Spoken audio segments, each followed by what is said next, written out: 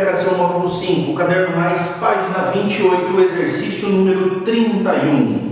Este exercício, ele pede para que a gente determine ΔH das reações 1 e 2 e ele pede para ver lá qual delas é mais favorável. Tá? Então, como letra A, calcular o ΔH. Ele forneceu uma tabela cujas energias de ligação foram dadas ali para a molécula de hidrogênio, cloro e ácido clorídrico. A de hidrogênio, a molécula de hidrogênio, ele citou que a energia era 432. A molécula de cloro, na nossa tabela, ele cita como sendo 240. E a molécula de ácido clorídrico, ele cita sendo, deixa eu achar o ácido, 428. Como são 2 mols, não esqueçam de multiplicar por 2. Essas energias estão quilojoules por mol. Então, quer dizer, em 1 mol de hidrogênio, eu vou precisar de 432 kJ. Em 1 mol de cloro, vou precisar de 240 kJ. Em 1 mol de ácido, 428. Mas como foram produzidos 2 mols, nós vamos ter o dobro dessa energia, certo? Agora, fazemos continha. Vou usar aqui minha colinha. Então, os nossos reagentes, eles totalizaram em 672. O nosso produto, ele totalizou em 856. Qual é a fórmula que nós usamos para calcular o ΔH? Pegamos lá a energia absorvida, essa energia ela vem do reagente, e subtraímos da energia liberada. Sempre usarem essas energias em módulo, isso é muito importante para nós. Então vamos substituir as nossas energias. Nós vamos ter lá 672 menos 856. Isso vai dar um ΔH de menos 184 kJ de energia. Para a segunda reação, nós vamos ter ela sendo molécula de nitrogênio. Então você monta a molécula de hidrogênio, monta a molécula, e a molécula de amônia, monta a molécula e substitui os dados fornecidos. Mesma coisa do anterior. Então, para o nitrogênio, pega a tua tabela, 942.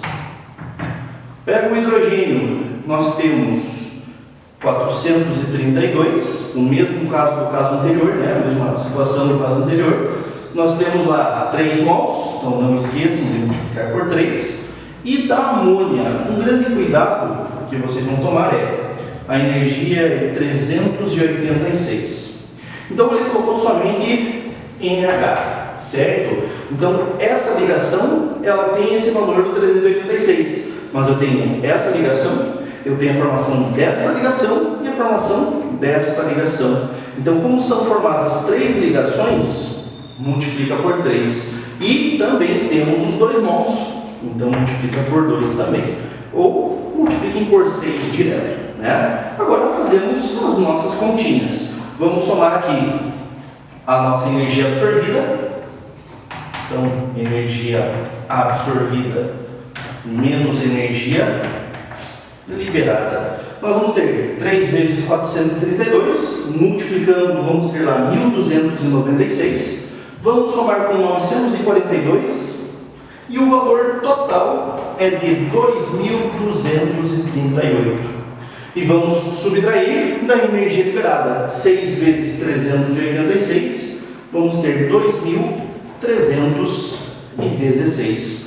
E o ΔH final ficará menos 78 kJ de energia. Tá certo? Então, a primeira lá, letra A, 78 negativo, menos 184. Para a letra B, ele quer saber qual deles é mais efetivo, qual deles é mais favorável. Então, você vai responder olhando o ΔH. Como o ΔH ele libera mais energia na reação 1, a reação 1, é a mais favorável. Quanto mais energia ela libera, mais favorável ela será, certo? Então, letra B vai ser a primeira reação. Por que ela é mais favorável?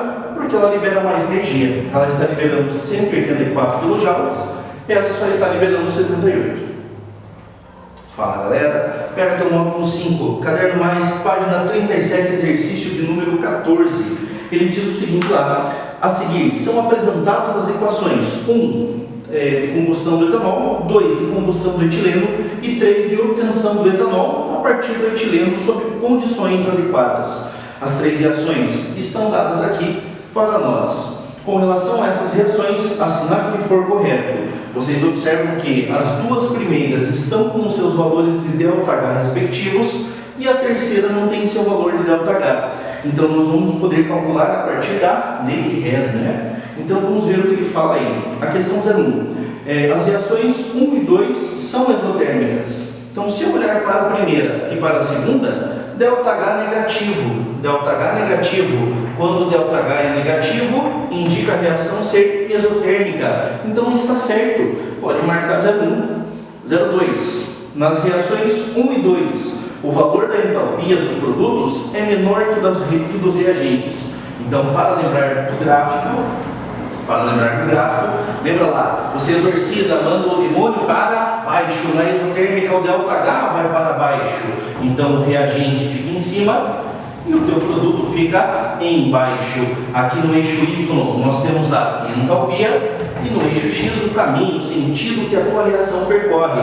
Então, veja lá, a entalpia do teu reagente, como está em cima, ela é maior do que a entalpia do teu produto. E ele falou que a entalpia dos produtos era menor que dos reagentes. Olhando para o gráfico, nós conseguimos ver que está correto.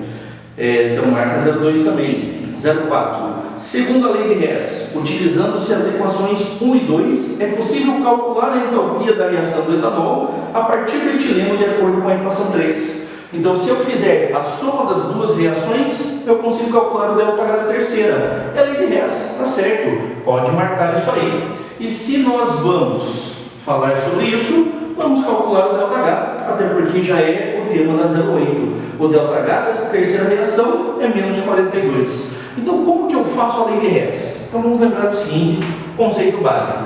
Eu pego a reação cujo ΔH é desconhecido, chamamos ela de reação global. As que possuem ΔH conhecido são as nossas intermediárias. Então, eu vou buscar esse composto eteno dentro das reações 1 e 2, em qual delas vai aparecer. E ela aparece aqui na reação de número 2.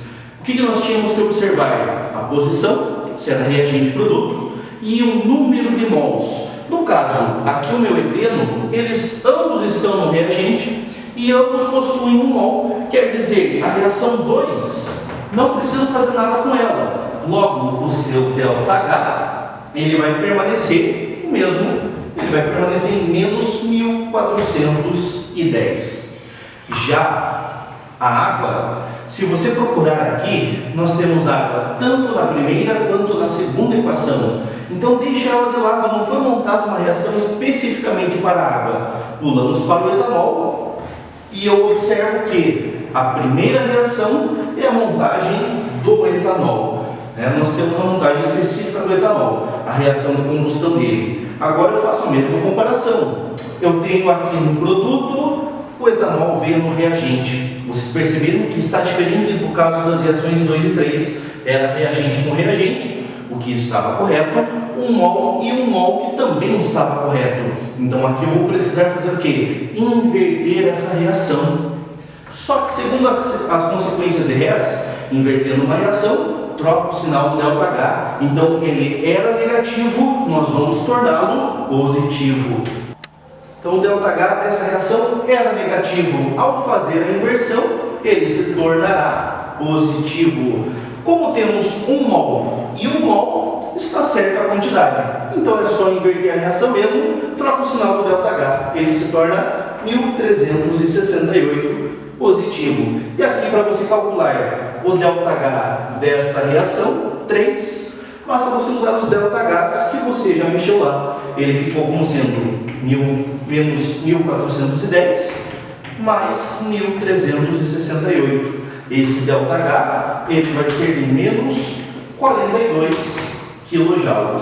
Tá? Como você tem um mol de cada substância, você pode colocar por mol se você quiser na unidade. Não teria problema nenhum. E nossa última alternativa ele quer saber lá, sabemos que a entalpia de formação da água, que é de menos 286 kJ por mol, e que do eteno é de 52 kJ por mol, a entalpia de formação do etanol é de menos 276 kJ. Então, como que nós vamos chegar nessa alternativa aí?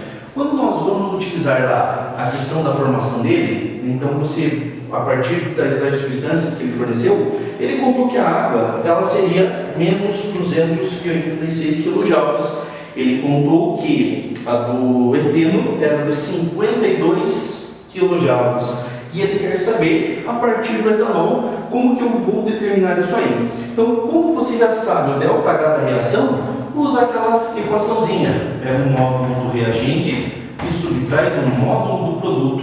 O ΔH você acabou de calcular que é menos 42. O teu reagente você toma cuidado, porque a energia do eteno ela é positiva e da água é negativa. Então você vai subtrair os valores e dar o sinal do maior e ele fica menos 234. Não se esqueça que o reagente, a energia ela fica em módulo e fica menos o módulo do produto. Vamos fazer o módulo de menos 234. Então fica menos 42, 234 menos o nosso produto. Não esquecendo que ele está em módulo. O 234 passa subtraindo, então ficaremos com menos 42, menos 234. Ele vai ser um módulo do produto e ele fica igual a menos o produto, né? Menos 276. Certo? Como estava em módulo, o produto vai ter esse valor mesmo de menos 276. Como ele falou que era menos 276, está correto. Então, todas elas estavam corretas. A soma desse exercício é 30. Fala, galera. Módulo 6, caderno mais, página 4, exercício 2. Vamos pegar lá. A reação entre os íons brometo e bromato em meio aquoso e ácido pode ser representada pela seguinte equação química balanceada. Temos a equação, já está balanceada, não precisamos nos preocupar. Sabendo que a velocidade do desaparecimento do íon bromato é de 5,63 vezes 10 a menos 6 mol por litro segundo, assinale a alternativa que apresenta o valor correto para a velocidade de aparecimento do bromo expressa em mol por litro segundo. Então, veja que ele utilizou desse exercício aí, duas espécies, o bromato, e ele quer saber a velocidade que aparece o bromo. Então pega a reação como um todo e utiliza só esses dois, mas dentro da reação temos o Br- e o BR3-. Agora, quem é o bromato? E a dica sempre foi o seguinte: quando o ânion é não oxigenado, suas terminações sempre são eto. Então, se você tem dúvidas de quem é o bromato, lembre dessa dica: ânion terminado em eto, ele é não oxigenado. Então, como é bromato, terminação ato, tem que ser oxigenado. Então, pega o teu bromato e compare lá com o teu bromo da reação. Compare com o teu bromo da reação. Quantos mols existem para cada um? Se você olhar pela própria equação, nós temos 1 mol do bromato para 3 mols do bromo. E ele falou que o desaparecimento, a velocidade de desaparecimento do bromato era de 5,63 vezes 10 a menos 6. Quanto vai ser a velocidade de aparecimento aqui do bromo? Essa é a questão, e você faz só por proporção. Se aqui temos 1 mol e aqui temos 3 mols, a velocidade do bromo é o triplo em relação ao bromato. Então basta você pegar a velocidade 5,63 vezes 10 a menos 6 e multiplicar por 3. Por quê? Ele tem o triplo da velocidade. Se tem o triplo, basta você multiplicar por 3. E aí, fazendo a nossa continha, deixa eu fazer uma cola aqui rápido, 5,63 para a gente ganhar tempo, vezes 3. Então não esqueçam que a base 10, errei a conta, 5,63 vezes 3. Então vejam que a nossa conta, a base 10, ela não vai entrar, vou multiplicar apenas 5,63 por 3 e eu vou ter 16,89 vezes 10 a menos 6. Só que não tem essa resposta. A nossa base 10 ela está fora da notação científica. Ela tem que ser entre 1 e 10. O 1 podendo ser incluído e o 10 não podendo ser incluso. Então ficaria 1,689 para a vírgula vir arrastada aqui para 1,6. Vocês vão ter que mexer na base 10. Se o número diminui, o expoente aumenta. Só que por ser negativo, lembre que aumentar é chegar no zero. Então de menos 6 ele aumenta para menos 5. E aí vocês conseguem agora ter correspondência, que é a letra A. Ele só fez o arredondamento 1,69, né? Então como a terminação é 9, ele arredondou 8 para 9. Fala galera, pega aí teu módulo 6, caderno mais, página 8, e nós vamos pegar o exercício de número 9. Ele diz o seguinte: considere a reação abaixo, aqui a reação ao nosso lado. Para determinar a velocidade da reação, monitorou-se a concentração de hidrogênio ao longo do tempo, obtendo-se os dados contidos no quadro que segue. Com base nos dados apresentados, é correto afirmar que a velocidade média de formação de amônia será. Então, um grande cuidado nesse tipo de exercício, porque ele falou o seguinte: ele observou, ele monitorou a quantidade de hidrogênio, mas ele não quer a velocidade do hidrogênio, ele pega a formação da amônia. Então, esses dados aqui referem-se ao hidrogênio. Quando você colocar na fórmula da velocidade, você estará calculando do hidrogênio, mas não queremos do hidrogênio, queremos da amônia. Então não esqueçam que vocês não estão calculando já para ter a resposta do exercício. Vamos lá. Nós temos concentração e tempo e nós queremos calcular a velocidade. A fórmula era velocidade, variação da concentração pela variação do tempo. Essa é a nossa equação para calcular velocidade. Mas um detalhe importantíssimo foi: dentro das respostas, todas estão em mol por litro minuto. O mol por litro bate na unidade da concentração, mas o tempo está em segundos e não em minutos. Então a primeira coisa que você vai precisar é transformar para minutos. 0 segundos são 0 minutos. 120 segundos. Um minuto tem quanto mesmo? 60 segundos. Então se temos 120 segundos, são 2 minutos. E lembrem que delta significa final menos inicial. Então vamos pegar 0,40 e vamos subtrair de 1 para achar a variação da concentração. Então fica 0,4 menos 1, final menos inicial. E aqui no tempo, mesma coisa. Tempo 2 e tempo 0. Lembrando que ele pediu em minutos, eu fiz essa conversão aqui. Então não estamos na unidade de segundos, e sim na unidade de minutos convertidos, né? E aí ficaremos com 0,4 menos 1, eu vou ter menos 0,6, e 2 menos 0 dá 2. A minha velocidade ela ficaria menos 0,3. Na química, a velocidade negativa não tem sentido, nós usamos um módulo e vai ficar como sendo 0,3. Mas como eu já defini com vocês, estamos falando do hidrogênio. Qual que é a unidade? Pega lá, mol por litro, pega lá, mol por litro e multiplica pelo tempo que está em minutos. Só que essa velocidade refere-se à molécula hidrogênio, que ele não quer do hidrogênio. Ele pediu a velocidade média de formação da amônia. Então você vem para a tua reação e faz a comparação do número de mols das duas espécies. Para o hidrogênio são 3 mols, para a amônia são 2 mols. Então a comparação é 3 para 2. Tá certo? Quanto deu de velocidade para o hidrogênio? Você acabou de calcular e deu 0,3. Quanto vai dar para a amônia? É o que você quer? Então chame de x e faz regra de 3. Como faz mesmo? Multiplica cruzado, multiplica em x, ou faz que nem matemático chato. O produto dos meios é igual ao produto dos extremos. Então 3 vezes x igual a 0,3 vezes 2.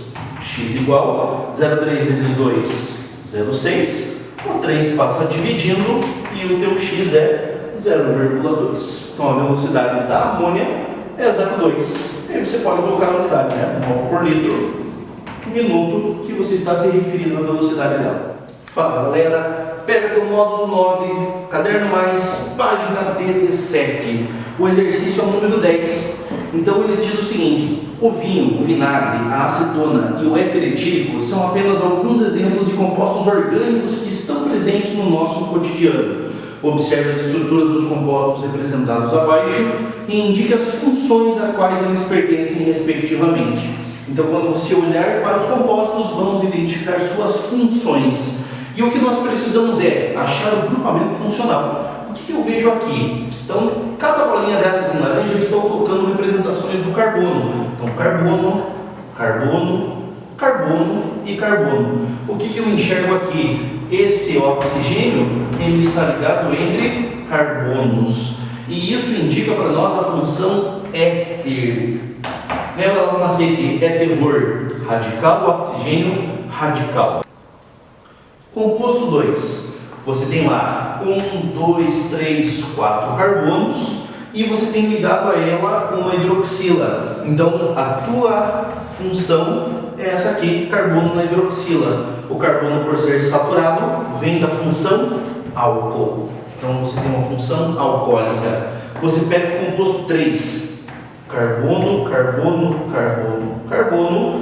Esse carbono está fazendo dupla ligação com oxigênio. Quando você faz lá dupla ligação com oxigênio, o nome disso era carbonila. E quando a carbonila vem de carbono primário, que é o caso ali, nós tínhamos a função do aldeído. Nós temos a função aldeído. 4, nós temos lá 1, 2, 3, 4. Você observa que esse carbono, ele também faz lá a ligação dupla com o oxigênio, ela também é uma carbonila, só que essa carbonila está ligada com um carbono aqui, esse carbono é secundário, e isso gera para nós a função cetona. Então, de primário a função é aldeído, de secundário a função é cetona.